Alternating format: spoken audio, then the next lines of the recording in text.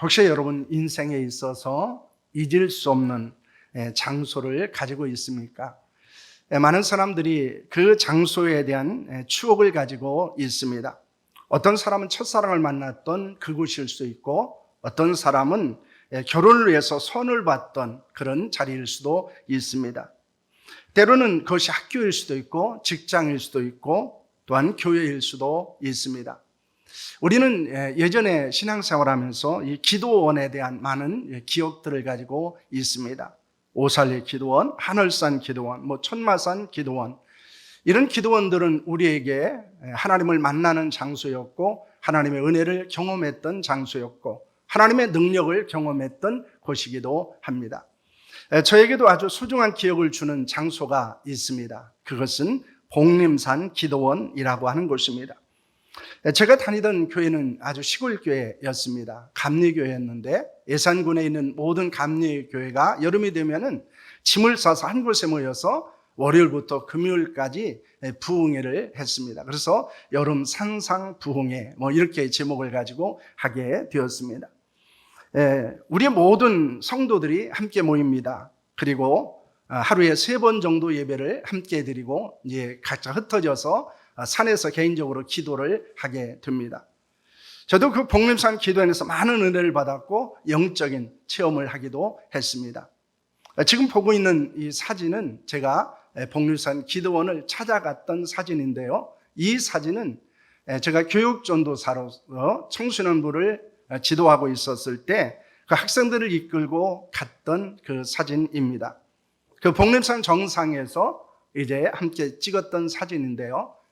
그때 그 학생들에게 제 어렸을 때가 하나님을 만났던 이야기, 그리고 이 산에서 기도원에서 하나님께서 내게 어떻게 역사하셨는지를 간증하며 많은 은혜들을 함께 나누는 시간들을 갖게 되었습니다.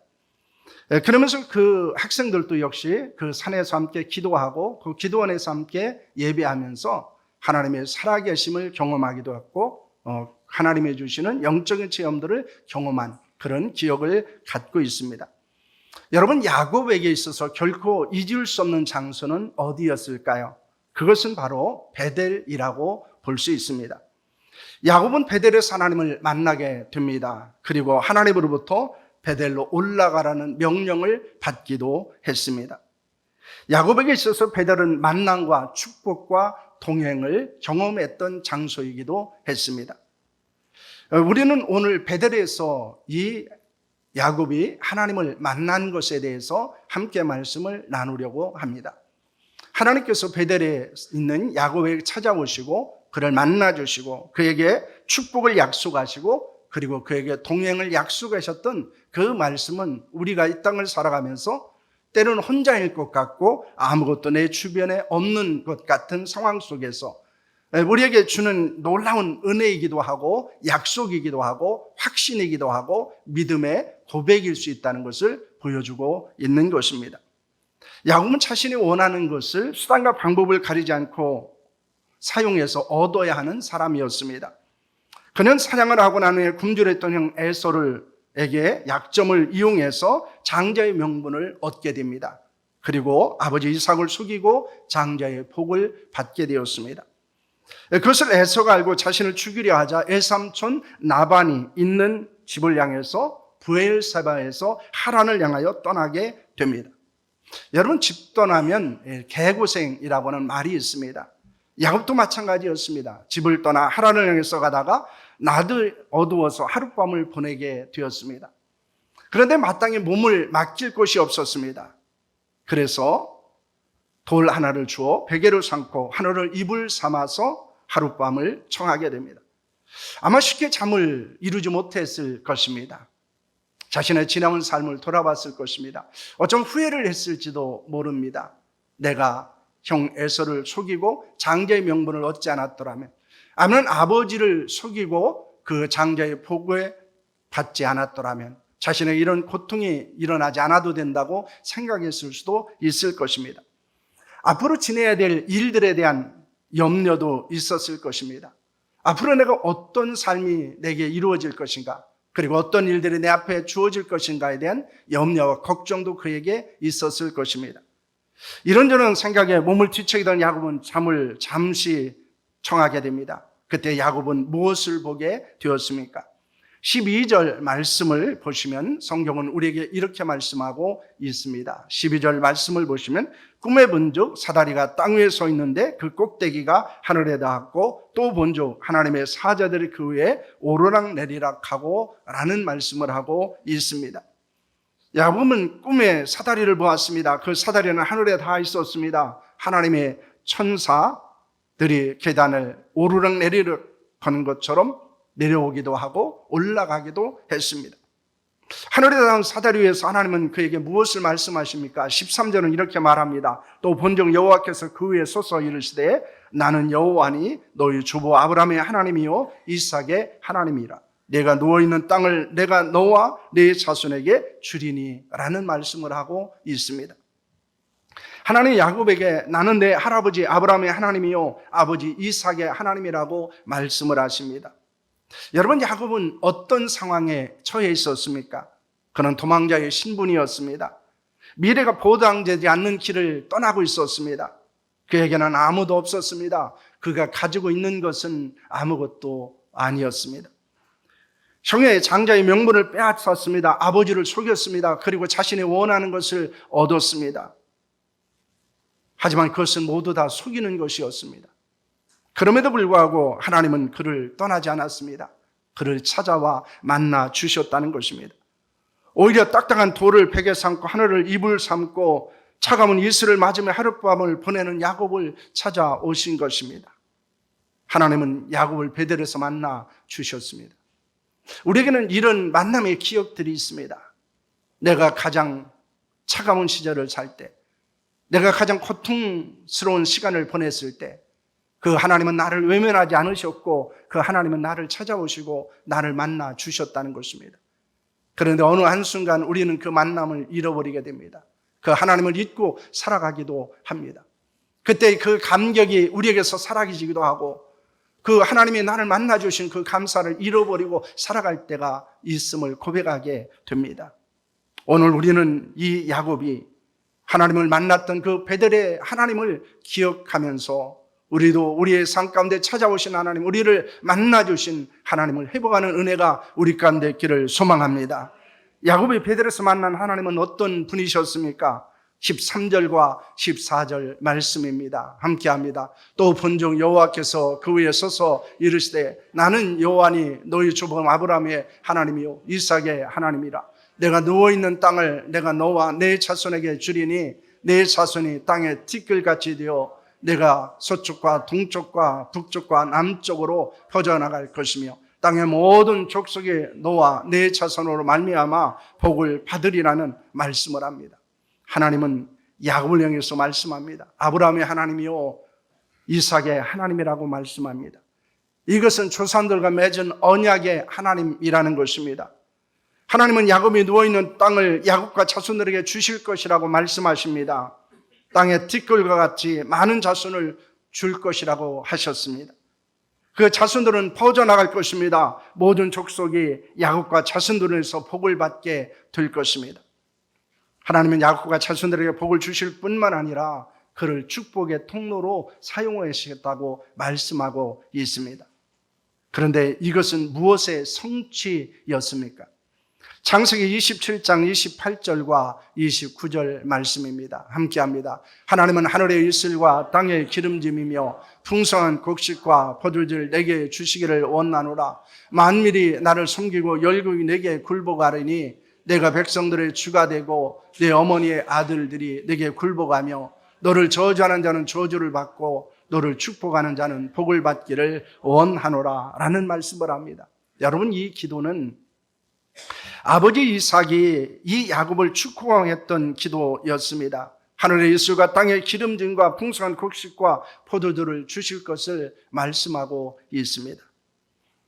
모든 나라들이 섬길 것이고 백성들이 절할 것이라고 말합니다. 형제들을 다스리게 엎드려 절할 것이라고 말씀합니다. 그를 저주하는 자를 하나님이 저주하고 그에게 복을 주는 사람을 복을 줄 것이라고 말씀하고 있습니다. 여러분, 야곱은 하나님의 복을 받기에 완벽한 사람이 아닙니다. 하지만 그는 하나님의 언약의 백성이었기에 복을 받게 된 것입니다. 하나님은 야곱에게 땅에 속한 기름진 복을 주셨습니다. 하늘에 속한 신령한 복을 주실 것을 약속하셨습니다. 그는 하나님의 축복의 통로가 될 것을 말씀하셨습니다. 여러분, 우리도 하나님의 복을 받기 합당한 자들이 아닙니다. 그러나 우리에게는 하나님의 언약이 있습니다. 하나님의 약속이 있습니다. 예수 그리스도 안에서 땅에 속한 복과 하늘에 속한 복을 주신다는 사실을 여러분 믿으시기를 바랍니다. 하나님을 경외하는 우리에게 손으로 수고하는 대로 결실을 얻게 하실 것입니다. 죄와 사망에서 구원받아 영원한 생명을 얻게 되었습니다. 복음의 은혜를 경험한 자로서 복음을 통해 구원의 복을 나누는 통로로 우리를 사용하실 줄로 믿습니다. 우리는 그것을 기억하고 감사해야 합니다. 세상 사람들에게 축복의 통로로 사용되어지는 거룩한 인생을 살아갈 수 있기를 축원합니다. 하나님의 복을 받은 자로서 그 복을 나누는 자로 살아가는 것이 바로 하나님의 복을 받은 성도들의 삶이라는 것을 우리에게 말씀하고 있습니다. 둘째로 하나님은 동행하시는 분임을 말씀하고 있습니다. 15절과 16절 말씀입니다. 함께합니다. 내가 너와 함께 있어 내가 어디로 가든지 너를 지키며 너를 이끌어 이 땅으로 돌아오게 할지라. 내가 내게 허락한 것을 다 이루기까지 너를 떠나지 아니하리라 하신지라. 야곱이 잠에 깨어 이르되 여호와께서 과연 여기 계시거늘 내가 알지 못하였도다 라고 말합니다. 어쩌면 이 야곱은 브엘세바를 떠나면서 하나님이 함께하지 않을 수 있다는 생각을 했던 것 같습니다. 그런데 베델에서 하나님을 만납니다. 그 하나님이 내가 어디로 가든지 항상 지키며 다시 이 땅으로 돌아오게 할 것이라고 말씀하십니다. 하나님과 동행한다는 것을 그는 알게 됩니다. 하나님의 허락하신 모든 것을 이루기까지 떠나지 않을 것을 하나님은 약속하셨습니다. 하나님이 함께 하시며 동행하심을 그는 고백하고 있습니다. 우리가 여호와께서 과연 여기 계시거늘 내가 알지 못하였도다, 이 말의 의미가 무엇입니까? 그는 하나님의 자신과 함께 하신다는 확신이 없었다는 것입니다. 하나님의 내 길에 동행하신다는 확신이 없었다는 것입니다. 그러나 베델에서 그가 하나님을 만나고 하나님의 약속의 말씀을 듣고 나서 그가 얻은 확신이 있었습니다. 그것은 하나님은 언제나 나와 함께 계시다는 것입니다. 하나님은 나를 떠나지 않는다는 것입니다. 그 하나님은 나와 동행하신다는 것입니다. 여러분, 하나님은 포로 생활하는 이스라엘 백성들에게 무엇을 말씀하셨습니까? 이사야서 41장 9절과 10절 말씀입니다. 함께합니다. 내가 땅끝에서부터 나를 붙들며 땅 모퉁이에서부터 너를 부르고 내게 이르기를 너는 나의 종이라. 내가 너를 택하고 싫어하지 버리지 아니하였도다 하였노라. 두려워하지 말라. 내가 너와 함께함이라. 놀라지 말라. 난 내 하나님이 됨이라. 내가 너를 굳세게 하리라. 참으로 너를 도와주리라. 참으로 나의 어른 오른손으로 너를 붙들리라. 여러분, 이스라엘 백성들은 포로 생활하면서 많은 어려움을 당합니다. 어쩌면 그들은 포로 생활이 길어질수록 하나님은 우리를 버리신 것은 아닌가, 하나님은 나를 떠난 것은 아닌가라는 생각 속에서 힘들었을 것입니다. 어쩌면 그들의 포로 생활보다 더 힘든 것은 하나님이 나와 함께 하시지 않는 것이고 하나님이 나를 떠나신 것이고 하나님이 나와 동행하지 않는다는 생각을 가졌을 때일 수 있습니다. 그때 하나님은 무엇을 말씀하고 있습니까? 내가 땅끝에서 너를 붙든다고 말씀합니다. 땅 모퉁이에서 너를 불렀다고 말씀하고 있습니다. 너는 나의 종이라고 말씀합니다. 내가 너를 택했다고 말씀하고 있습니다. 내가 너를 싫어하지 않는다, 미워하지 않는다고 말씀하고 있습니다. 내가 너를 버리지 않겠다고 말씀하십니다. 그러면서 이렇게 말씀합니다. 두려워하지 말라, 놀라지 말라. 내가 너와 함께 함이라. 내가 너를 도와주리라. 참으로 너를 굳세게 하리라. 내 오른손으로 너를 붙들리라고 말씀하고 있습니다. 여러분, 하나님은 그런 분이십니다. 하나님은 우리가 어떤 존재이든지 어떤 상황에 처해 있든지 어떤 환경에 있든지 하나님은 우리와 함께 하십니다. 우리를 떠나지 않습니다. 우리를 버리지 않습니다. 그리고 우리와 동행한다는 사실을 믿으시기를 바랍니다. 그 어떤 상황이나 환경에서도 하나님이 우리와 동행한다는 믿음이 있었을 때 우리는 능력 있는 자로 살아갈 수 있습니다. 우리가 가장 연약했을 때, 모든 것을 잃고 낙심하고 있을 때, 건강을 잃어버리고 고통스러워하고 있을 때, 실패의 아픔 가운데 처절하게 실험하고 있을 때, 내일에 대한 소망을 상실하고 절망하고 있을 때, 그때 하나님은 우리를 찾아오십니다. 그리고 우리에게 말씀하십니다. 내가 너와 함께하리라. 내가 너를 버리지 않는다. 내가 너를 떠나지 않는다. 그리고 내가 너와 평생 동행할 것이라고 말씀하고 있습니다. 여러분, 그 하나님이 야곱을 베델에서 만나주신 하나님입니다. 그 하나님이 우리의 인생에 지치고 힘들 때, 우리가 가장 고통스러울 때 우리에게 찾아오시는 하나님이십니다. 그리고 우리를 만나주시고 우리에게 힘을 주시고 용기를 주시고 우리를 회복시켜 주시는 분임을 믿으시기를 바랍니다. 그럼 우리가 어떤 상황이나 환경에 처한 것이 문제가 아닙니다. 하나님이 나와 함께 하신다는 사실을, 하나님이 나와 동행하신다는 것을, 하나님이 나를 붙들고 계신다는 것을 믿지 않는 것이 문제입니다. 오늘 우리는 하나님이 나와 함께 하시고 나를 떠나지 아니하시고 나를 붙들고 계시고 나와 동행하신다는 사실을 믿으시기를 바랍니다. 그 하나님에 대한 믿음이 회복되어졌을 때 우리에게 주어진 상황을 이길 수 있습니다. 우리에게 주어진 환경도 극복할 수 있는 줄로 믿으시기를 바랍니다. 하나님의 축복과 동행을 확신한 야곱은 무엇을 하고 있습니까? 야곱은 하나님께서 함께 하시며 지키시며 먹을 것과 입을 것을 주실 것을 믿었습니다. 아버지 이삭의 집에 돌아가게 하실 것을 확신하고 소원을 하게 됩니다. 소원은 하나님을 향한 거룩한 약속입니다. 그가 하나님께 드린 소원은 무엇입니까? 21절과 28절 말씀입니다. 함께합니다. 내가 평안히 아버지 집으로 돌아가게 하시오면 여호와께서 나의 하나님이 되실 것이요 내가 기둥으로 세운 이 돌이 하나님의 집이 될 것이요 하나님께서 내게 주신 모든 것에서 10분의 1을 내가 반드시 하나님께 드리겠나이다 하였더라 라는 말씀을 하고 있습니다. 그런 세 가지 소원을 합니다. 하나님은 온전한 예배입니다. 그는 여호와 하나님은 나의 하나님이 되실 것이라고 고백합니다. 야곱은 여호와를 자기 하나님으로 모시고 평생 살겠다고 말하는 것입니다. 이것은 여호와를 하나님으로 경배하며 예배하겠다고 하는 것입니다. 둘째는 성전 건축입니다. 그는 자신의 기둥으로 세운 이 돌이 하나님의 집이 될 것이라고 말합니다. 후에 야곱은 그 소원을 지킵니다. 베델에 하나님을 경배하기 위해서 제단을 쌓았습니다. 이것이 창세기 35장 7절 말씀입니다. 디모데전서 3장 15절은 이렇게 말합니다. 바울은 교회를 가리켜서 이 집은 살아계신 하나님의 교회요 진리의 기둥과 터니라는 말씀을 하고 있습니다. 그러므로 이것은 하나님의 교회를 세우고 섬길 것을 소원한 것입니다. 제천에 11조를 드리겠다는 것입니다. 그는 하나님께서 내게 주신 모든 것에서 10분의 1을 내가 반드시 하나님께 드리겠다고 고백합니다. 모든 것은 하나님이 주셨고 그것에 최소한 10분의 1을 하나님께 드릴 것을 소원한 것입니다. 야곱은 후에 형 에서를 만날 때 자신의 모든 소유는 하나님이 주신 것이라고 고백을 하고 있습니다. 이는 하나님이 주신 것에 감사하는 헌신을 말씀하고 있는 것입니다. 야곱이 하나님께 소원한 것은 거룩한 헌신을 고백한 것입니다. 그 헌신의 결단과 고백은 하나님의 축복과 하나님과 동행하심을 경험하고 감사하는 것부터 나오는 것입니다. 여러분, 헌신은 그냥 저절로 생기는 것이 아닙니다. 헌신은 하나님의 만남과 하나님의 은혜에 대한 고백 가운데서 나오는 것입니다. 여러분, 우리가 이것을 되돌아보면 이렇게 말할 수 있습니다. 만약에 우리의 헌신이나 우리의 충성이 변하거나 연약해진다면 우리는 다시 하나님의 은혜를 회복해야 한다는 것입니다.